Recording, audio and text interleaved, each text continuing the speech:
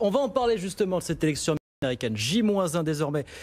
On va parler quelques instants avec Philippe Aghion, économiste, professeur au Collège de France, qui est avec nous. Bonjour Philippe Aghion, merci beaucoup d'être avec nous. Je cite votre ouvrage « Le pouvoir de la destruction créatrice » chez Odile Jacob, coécrit avec Céline Antonin et Simon Bunel. Question évidemment sans réponse, Philippe Aghion, mais quel visage prendra l'économie mondiale demain selon que Donald Trump est réélu ou que Joe Biden est élu? Est-ce qu'un Joe Biden élu, c'est une économie mondiale plus apaisée, un climat des affaires plus apaisé, un multilatéralisme retrouvé? Est-ce que pour vous c'est aussi simple que ça finalement? Disons qu'il y aura certainement un retour à plus de multilatéralisme. Je pense qu'on reprendra des négociations pour réformer l'OMC. Vous savez qu'un peu l'OMC, il y a eu quand même un problème, c'est que certains pays ont un peu abusé des règles de l'OMC. Et par exemple, la Chine a trop subventionné ses industries.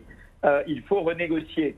Et à mon avis, et puis également inclure le climat, voilà, l'OMC a besoin d'être renégocié. Mais Biden est dans l'esprit qu'il faut le renégocier. Vous voyez, outrepasser l'OMC et passer au bilatéralisme. Il va rester dans le cadre multilatéral. Par ailleurs, les accords de Paris sur le climat, Biden va reprendre le chemin des accords multilatéraux sur le climat. Donc je pense qu'à la fois sur le commerce et sur le climat, on retournerait au multilatéralisme avec Biden et pas avec Trump.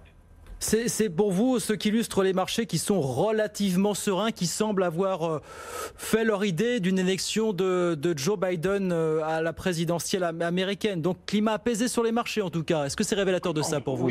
Oui, absolument. Oui. Je pense qu'il y a... Et en plus, si vous voulez, Biden, le programme de Biden, c'est un programme de... Là, j'ai un écho là sur ce que j'entends. On vous entend bien en tout cas. Ah, d'accord. Donc, si vous voulez, ce qu'il va faire, c'est augmenter un petit peu les impôts sur les plus riches et sur les entreprises. Mais disons, il va les mettre au niveau un peu comme chez nous, plus comme chez nous.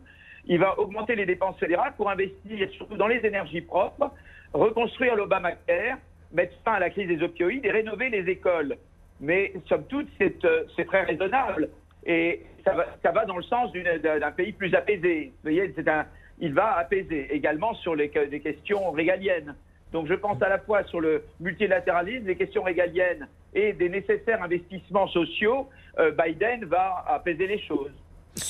Sur la question de la fiscalité, parce qu'on voit qu'il y a une volonté de Joe Biden effectivement d'augmenter les impôts, mais certains disent cette volonté, cette aspiration va se fracasser sur le mur de la réalité. Est-ce bien raisonnable de vouloir augmenter les impôts dans un pays qui, comme les autres, va subir une récession absolument majeure cette année? Est-ce qu'il va y avoir un retour au réalisme s'il est élu? Et s'il veut vraiment appliquer ce programme pour vous, Philippe Aghion? Écoutez, c'est des augmentations d'impôts très raisonnables. Vous voyez, moi toujours, autant en France, j'étais partisan de la flat tax et de baisse d'impôts, autant aux États-Unis, si vous voulez, ça va rattraper les baisses d'impôts de Trump. Il va remettre un peu les montres à l'heure. Il va aligner les États-Unis sur les pays plus européens. Parce que vous voyez un peu le modèle, c'est pas augmenter les impôts pour augmenter les impôts. C'est augmenter les impôts pour financer des dépenses particulières. Il est obligé, il ne peut pas faire entièrement sur le déficit pour financer l'énergie propre, Obamacare et rénover les écoles. Il a besoin de lever un peu d'impôts. Et en augmentant les impôts comme il prévoit de le faire, c'est très modéré. Il se rapproche, disons, de la fiscalité, je sais pas moi, canadienne, rhénane. Vous voyez, c'est pas du tout des hausses excessives d'impôts. Il va pas surtaxer le capital.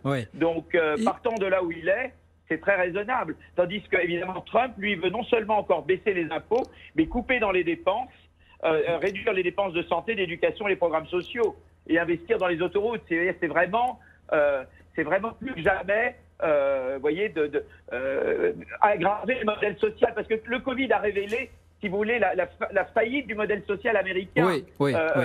Et donc, on sait qu'il faut davantage de modèle social. Il faut davantage d'investissement social aux États-Unis. Biden nous le fera et Trump nous en éloigne encore plus. On a 30 secondes, Philippe Aghion, mais ils ont au moins un point commun, ces deux-là, Joe Biden et Donald Trump, c'est qu'ils sont prêts à dépenser beaucoup d'argent dans la relance des infrastructures, ce qui va encore creuser le déficit et la dette américaine. Jusqu'à quel point tout cela est soutenable? Est-ce que ça peut devenir un sujet pour les marchés financiers pour vous à un moment donné quand même? Pour le moment, je ne pense pas, parce que je pense que durablement, les taux d'intérêt vont rester très bas. Parce que durablement, il y a un excès d'épargne mondiale. Donc je pense qu'en tout cas, pour le moment, je ne vois pas le taux de croissance restera sensiblement au-dessus du taux d'intérêt. Et tant que le taux de croissance sensiblement taux de croissance potentiel est sensiblement au-dessus du taux d'intérêt, on peut se permettre, dans une certaine limite, de dépenser un peu plus. Évidemment, il faudra, à un moment donné, discipliner, évidemment. Et je pense que tous les deux sont sérieux de ce point de vue-là. Mais je pense que le fait que le G soit plus grand que le R, le taux de croissance plus grand que le taux d'intérêt, permet en tout cas, pour le moment, de ne pas serrer la vis trop à court terme. Parce que les banques centrales sont là, la Fed notamment, et effectivement, comme vous dites, ils ne vont pas se gêner. Elle fait du quantitative easing. Et ils ne vont pas se gêner, effectivement, pour creuser encore les déficits. Merci beaucoup, Philippe Aghion. Merci d'avoir été avec nous quelques minutes par téléphone. Merci.